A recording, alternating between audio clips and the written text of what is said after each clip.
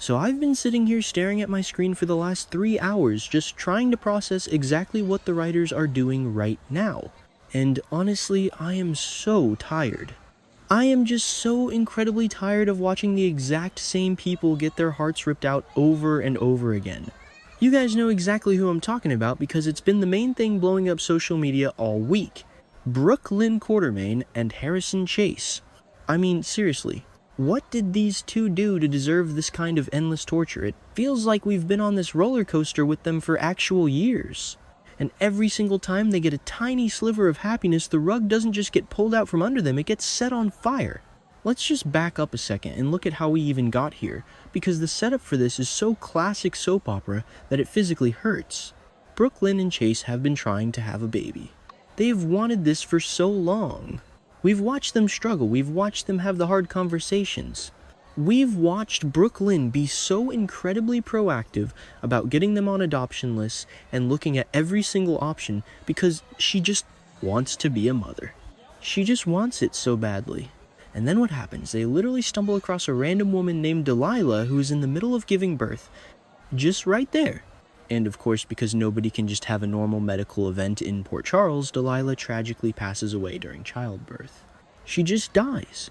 And she leaves behind this tiny innocent baby girl with absolutely no name, no identification, and no family to be found anywhere. And you just know exactly where this is going the second it happens. I was watching that scene and I literally said out loud to my empty living room, "Oh no, don't do this to them."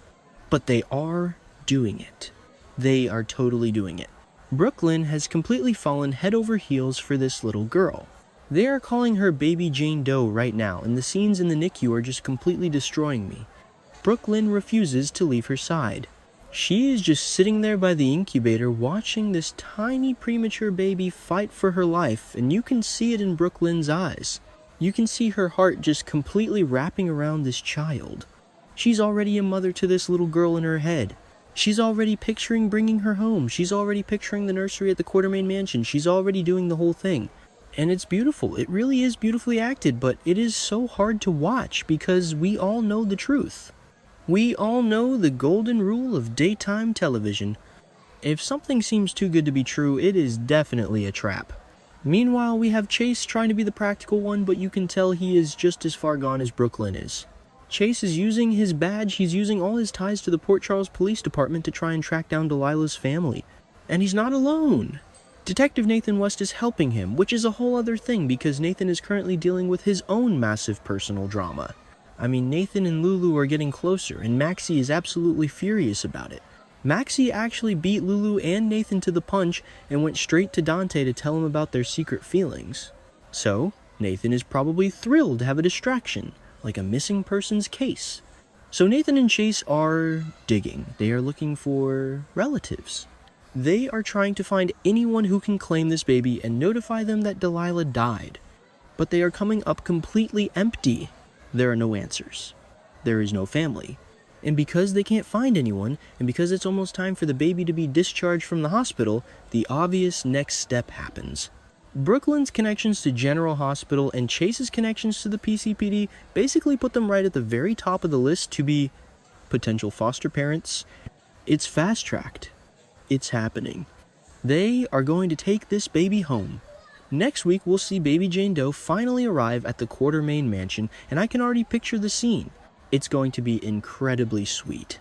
Tracy will likely hide her emotions behind a few snarky remarks, while Brook, and Chase look like the picture-perfect little family. They'll share those quiet late-night moments, feedings, and lullabies, allowing themselves to believe this is their happily ever after.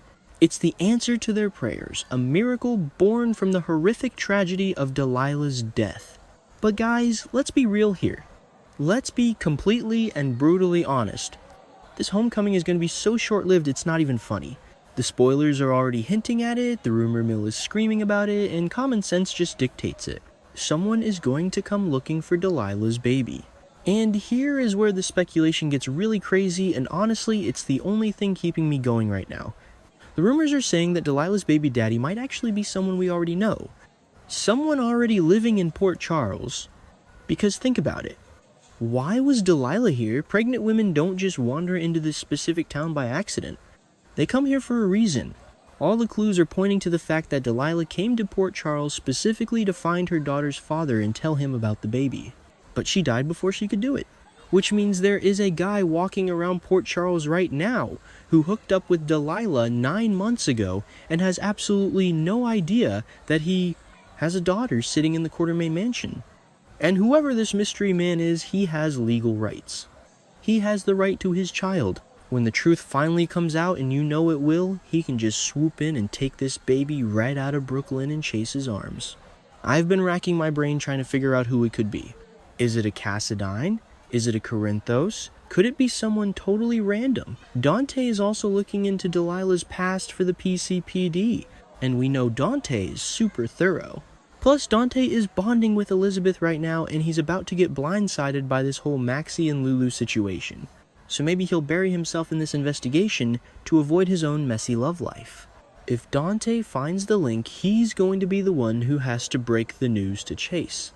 Can you imagine that scene? Dante having to look his best friend in the eye and tell him that the baby he's fostering actually belongs to someone else in town? It's going to be devastating. And then there's this weird little detail in the spoilers for the next few weeks that I can't stop thinking about. Jacinda Bracken is suddenly going to confide in Michael Corinthos about her history. Why Jacinda? Why now? Why Michael? The timing is incredibly suspicious. The writers love to drop these little breadcrumbs. What if Jacinda's past is somehow linked to Delilah? What if Jacinda knows who the father is? Or what if Jacinda is related to Delilah? If Jacinda tells Michael, and Michael realizes the connection to the baby currently living in his own family's house. The drama is just going to explode. But the thing that really gets me, the thing that actually makes me angry at the writers is the history here. Brook Lynn cannot catch a break.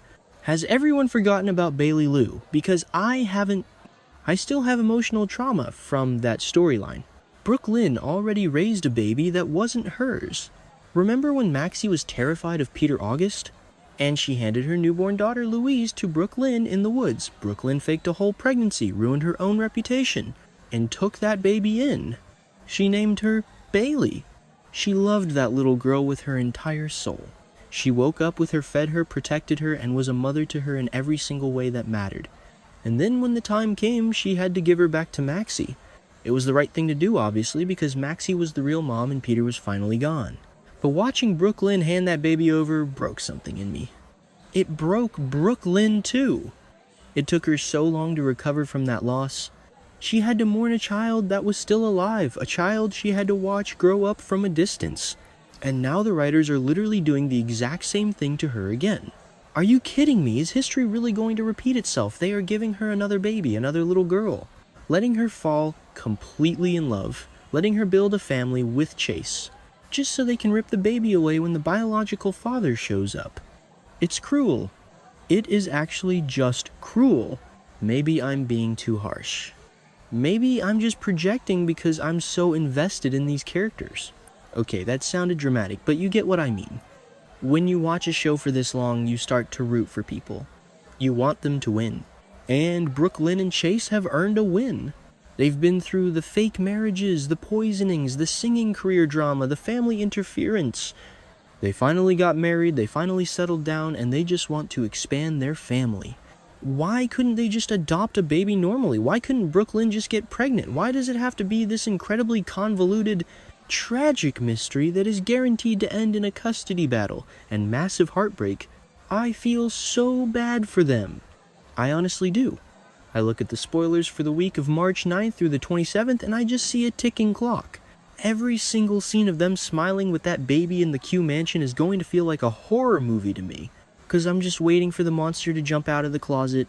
The monster, in this case, being the biological father walking through the front door with a DNA test and a lawyer. And what is Chase gonna do? Chase is a cop. He believes in the law. He believes in doing the right thing. If the biological father is a decent guy, Chase is gonna know deep down that the guy deserves his daughter. But how is he gonna look at his wife, who is already so fragile from the Bailey situation, and tell her she has to pack up another nursery? How is their marriage going to survive that kind of grief again? I don't know. I really don't know. Part of me hopes the rumor mill is wrong.